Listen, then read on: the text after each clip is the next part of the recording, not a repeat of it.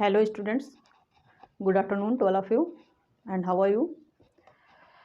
आज का हमारा टॉपिक है इवोल्यूशन ऑफ एक्सक्रीटरी सिस्टम।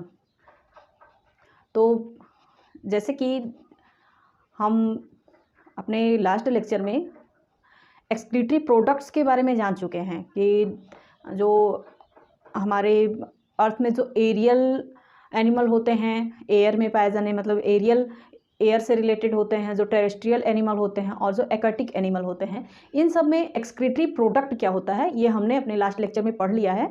जिसने ना देखा होगा वो जाके देख भी सकता है।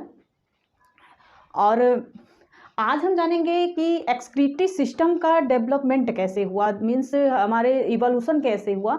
हमारा जो जैसे पहले क्या था, पहले वन सेल एनिमल पाए गए। क्या पाए गए? वन सेल एनिमल पाए गए। उसके बाद फिर सेल्स से फिर टाइप्स ऑफ सेल मिलकर के टिश्यू बने। वन टाइप्स ऑफ सेल से वन टिश्यू बन गया। फिर टिश्यू से ऑर्गन बना, ऑर्गन से ऑर्गन सिस्टम बना। उसके बाद फिर एक बॉडी बनी, पूरी बड़ी बॉडी। तो जैसे जैसे हमारा जो बॉडी स्ट्रक्चर है वो बढ़ता गया, उसी तरह से हमारा मीन्स ऑर्गन सिस्टम्स जो हमारे हैं, जैसे एलिमेंट्री कैनाल हो गया और एक्सक्रीटरी सिस्टम हो गया, हमारा जो सर्कुलेटरी सिस्टम हो गया, नर्वस सिस्टम हो गया, इन सब में भी क्या हुआ, ये सब भी इवॉल्व हुए अपने आप में। धीरे धीरे इन्वायरमेंट में सर्वाइव करने के लिए क्या हुए, इनको इवॉल्व होना पड़ा, इनका इवोल्यूशन हुआ। तो उसी हिसाब से हमारा जो एक्सक्रीटरी सिस्टम का इवोल्यूशन कैसे हुआ आज हम वो जानेंगे। तो पहले क्या था, जो एनिमल किंगडम का जो पहला जो जैसे हम क्लासिफिकेशन जब करते हैं तो सबसे पहले जो एक अदर मीन्स एनिमल किंगडम से थोड़ा सा हट के और वन सेल्ड स्ट्रक्चर जिसमें पाया जाता है, तो वो क्या था, वो हमारा एक अलग किंगडम था, प्रोटिस्टा। ठीक है, तो प्रोटिस्टा से ले करके और कॉर्डेटक तक कैसे कैसे इवोल्यूशन हुआ एक्सक्रीटरी सिस्टम का आज हम वो जानेंगे। तो जो हमारा प्रोटिस्टा है, जिसमें हमारे प्रोटोजोन्स आते हैं, जो प्रोटोजोन्स जो आते हैं वो क्या होते हैं, वो ओनली वन सेल स्ट्रक्चर होते हैं। क्या? ओनली वन सेल स्ट्रक्चर होते हैं। तो पहले जो वन सेल में ही सारा जो कुछ भी फंक्शन होता है, हमारा जो मैकेनिकल स्ट्रक्चर हमारे बॉडी का होता है वो वन सेल में ही होता था। उसका क्या था रीज़न कि एक सेल में जैसे हमारा पहले का धीरे धीरे एडवांसमेंट आता जा रहा है। ठीक है, तो जब एक सेल का स्ट्रक्चर था बॉडी एनिमल्स का, तो क्या था, एक ही सेल के अंदर हमारा उनका इंगेशन होता था, एक्सक्रीशन होता था, सर्कुलेशन, जो भी क्रियाएं बॉडी के अंदर जो कुछ भी फंक्शन चलता रहता है वो सारा एक ही सेल में होता था। तो उनका क्या होता था कि सेल के अंदर का जो इन्वायरमेंट होता है और सेल के बाहर का जो इन्वायरमेंट, उसका डायरेक्ट कनेक्शन था। क्या था? डायरेक्टली वो एक दूसरे से कनेक्टेड थे। तो उसमें क्या होता था कि मीन्स उसमें किसी एक स्पेशल स्ट्रक्चर की ज़रूरत, स्पेशल ऑर्गन की ज़रूरत नहीं थी तब। तो वो क्या कहते थे, मीन्स सेल के डायरेक्ट सेल जो भी एक्सक्रीटा वगैरह होता था उनका वन सेल्ड एनिमल का, फिर जैसे जैसे सेलुलर एनिमल आए, सेल से कई सेल सारे सेल्स से बने हुए, फिर टिश्यू लेवल पर जितने सारे स्ट्रक्चर थे, मीन्स जैसे हमारा प्रोटोजोआ हो गया, पोरीफेरा हो गया और सीलेंट्रेटा टीनोफोरा, इन सारे जो एक्वाटिक एनिमल्स थे ये सारे, इनमें एक्सक्रीटरी सिस्टम क्या था, बिल्कुल ना के बराबर था। क्या था?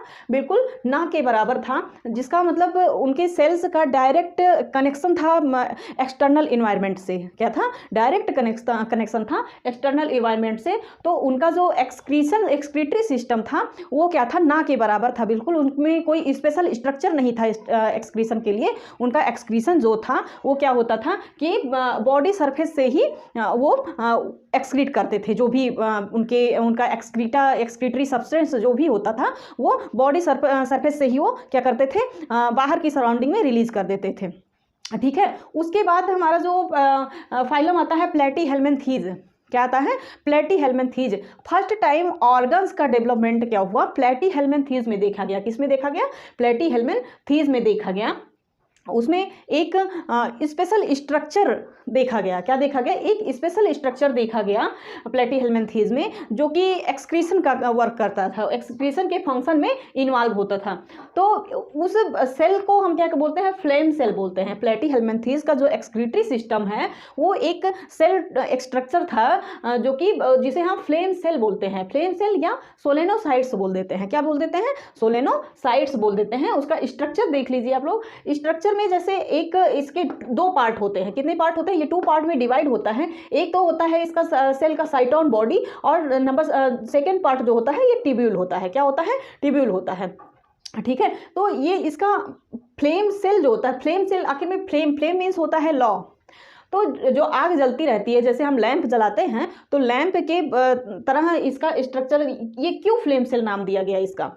ये जो सेल का जो साइटोन बॉडी है, सेल का जो साइटोन बॉडी जो मेन पार्ट है इसका, इसमें क्या होता था, एक इसकी सराउंडिंग में ये इसमें न्यूक्लियस भी पाया जाता था, कुछ एक्सक्रीटरी ग्लोब्यूल्स भी पाए जाते थे, जिसमें एक्सक्रीशन जो सब्सटेंस होते हैं वो भरे रहते हैं इसमें।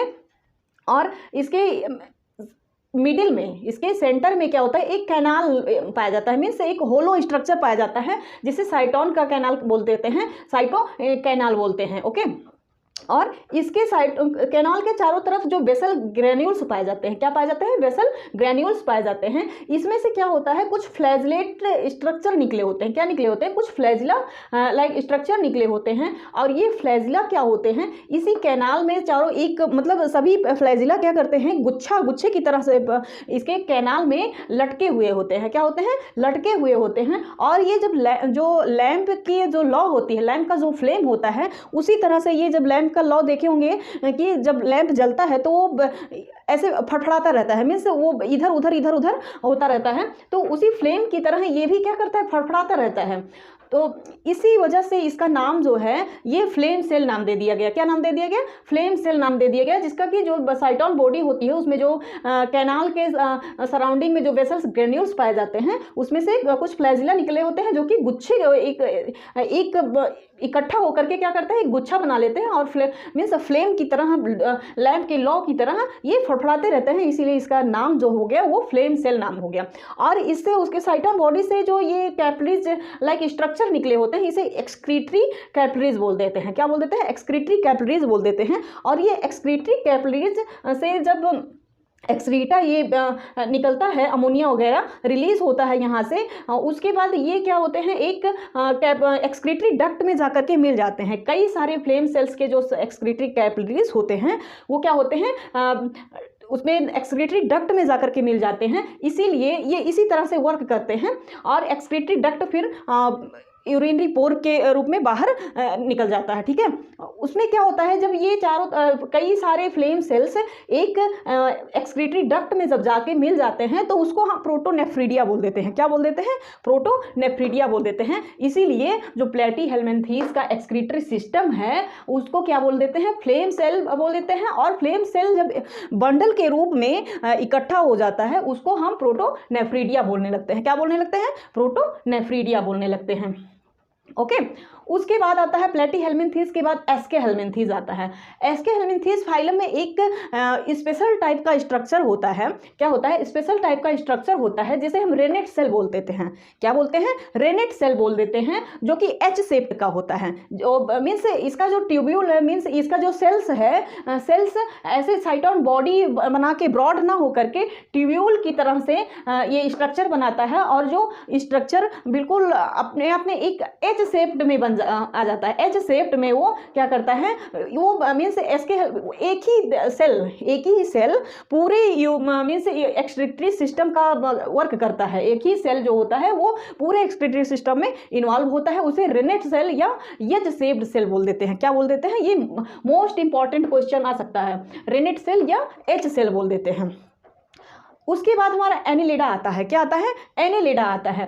एनिलिडा में एक जो ट्यूब्यूल्स होते हैं वो ट्यूब्यूल्स अपने आप को एकदम एक दूसरे में मिले हुए ट्यूब्यूल लाइक स्ट्रक्चर ही जो सेल होता है वो ट्यूब्यूल लाइक स्ट्रक्चर ही कई ट्यूब्यूल्स एक दूसरे से ऐसे गुथे हुए रहते हैं, जिसे हम नेफ्रीडिया बोल देते हैं। क्या बोल देते हैं? नेफ्रीडिया बोल देते हैं। और जो एनिलिडा में जो लीचेस पाए जाते हैं उनमें बॉट्रिडियल टिश्यू नामक जो स्ट्रक्चर होता है वो एक्सक्रीटरी सिस्टम का वर्क करता है। कौन सा टिश्यू? बॉट्रिडियल टिश्यू नामक स्ट्रक्चर क्या करता है? एक्सक्रीटरी सिस्टम का वर्क करता है।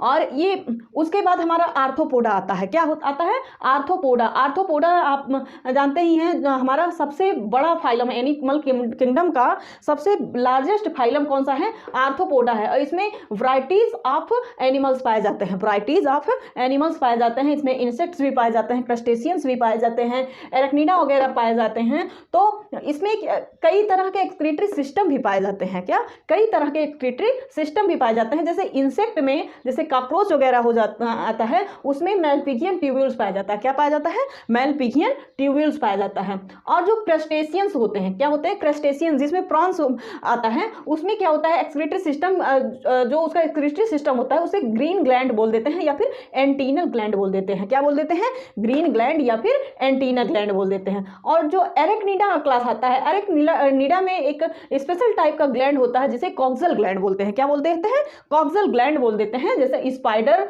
या फिर स्कॉर्पियन वगैरह में यही कॉक्सल ग्लैंड एक्सक्रीटरी सिस्टम के उसमें वर्क करता है। ठीक है।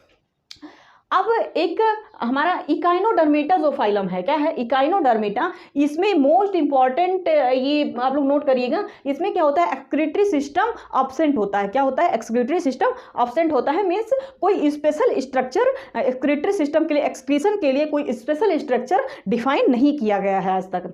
और फिर मान लो जैसे हमने बोल दिया एक्सक्रीटरी सिस्टम एब्सेंट होता है, तो आप लोग सोचेंगे कि मीन्स एक्सक्रीशन फिर कैसे होता है? तो जो इकाइनोडर्मेटा में जो वाटर कैनाल सिस्टम पाया जाता है, वाटर वेस्कुलर सिस्टम जो पाया जाता है, उसी के थ्रू इसमें एक्सक्रीशन भी होता है। वाटर वेस्कुलर सिस्टम जो होता है वो ingestion means digestive system, circulatory system और एक्सक्रीटरी सिस्टम, सारे चीज़ों का काम क्या करता है? ये इकाइनोडर्मेटा में वाटर वेस्कुलर सिस्टम करता है। कौन करता है? वाटर वेस्कुलर सिस्टम करता है। ओके। इसमें मेन कोई स्पेशल टाइप का एक्सक्रीटरी सिस्टम नहीं पाया जाता है। उसके बाद हमारा आता है हेमिकॉर्डेटा। क्या आता है? हेमिकॉर्डेटा, जिसमें बैलेनोग्लॉसस वगैरह आ जाते हैं। तो इसमें प्रोबेसिस ग्लैंड पाया जाता है। कुछ स्पेशल टाइप का ग्लैंड होता है जिसे प्रोबेसिस ग्लैंड बोलते हैं, वो एक्सक्रीटरी सिस्टम का वर्क करता है। ओके। फिर हमारा क्या आता है? यूरोकार्डेटा। यूरोकार्डेटा अब धीरे धीरे क्या हो रहा है? डेवलपमेंट होता जा रहा है, धीरे धीरे डेवलपमेंट होता जा रहा है। यूरोकार्डेटा में हर्टमानिया, डोलियोलम वगैरह आ जाते हैं। तो इसमें ये क्या होता है? इसमें जो एक्सक्रीटरी सिस्टम जो होता है वो न्यूरल ग्लैंड, एक न्यूरल स्पेशल टाइप का स्ट्रक्चर न्यूरल ग्लैंड पाया जाता है, वो क्या करता है? एक्सक्रीटरी सिस्टम का काम करता है। ठीक है। अब जो हमारा लोअर वर्टिब्रेट्स का एक ये फाइलम आ जाता है सिफेलोकार्डेटा। क्या आता है? सिफेलोकार्डेटा आता है, जिसमें एम्फिऑक्सस वगैरह आते हैं। इसमें फ्लेम सेल्स की तरह ही एक सेल्स पाया जाता है जिसे हम सोलेनोसाइट्स बोल देते हैं। वही क्या करता है? एक्सक्रीटरी सिस्टम का काम करता है। ठीक है। उसके बाद हम आ जाते हैं वर्टिब्रेट्स में। किसमें? वर्टिब्रेट्स में। तो अब क्या होता है? हमारा जो काफ़ी हमारी बॉडी का स्ट्रक्चर जो काफ़ी इवॉल्व हो गया है, काफ़ी इवॉल्व हो गया है, जिसमें फिश, एम्फीबियंस, रेप्टाइल्स, बर्ड्स और मैमल्स सारे में एक्सक्रीटरी सिस्टम का जो मेन पार्ट होता है वो क्या होता है? किडनी होता है। क्या होता है? किडनी। अब किडनी भी कई तरह की होती है। किडनी भी जैसे फिशेज में अलग तरह की किडनी पाई जाती है, एम्फीबियंस, रेप्टाइल्स, इन सब में अलग तरह के से मतलब किडनी, लेकिन मेन पार्ट जो होता है उसके स्ट्रक्चर वगैरह में डिफरेंस होता है, बट हम उसे मेनली क्या बोल देते हैं? किडनी बोल देते हैं। किडनी से वो क्या होता है? फिश, एम्फीबियंस, रेप्टाइल्स, बर्ड्स और मैमल्स में क्या होता है? किडनी के द्वारा ही एक्सक्रीशन होता है। जो एक्सक्रीटरी सिस्टम का वर्क करता है, मेन पार्ट जो होता है वो क्या होता है? किडनी होता है। ठीक है। तो आज हम लोगों ने क्या एक्सक्रीटरी सिस्टम के एवोल्यूशन के बारे में जाना कि धीरे धीरे एक सेल्स से जब हमारी इतनी बड़ी बॉडी हुई तो उसमें हमारा एक्सक्रीटरी सिस्टम कैसे वर्क किया, किस तरह से इवॉल्व हुआ, ये सब चीज़ें आज हम लोगों ने जाना। ओके, मिलते हैं नेक्स्ट लेक्चर में। ओके, तब तक के लिए बाय बाय।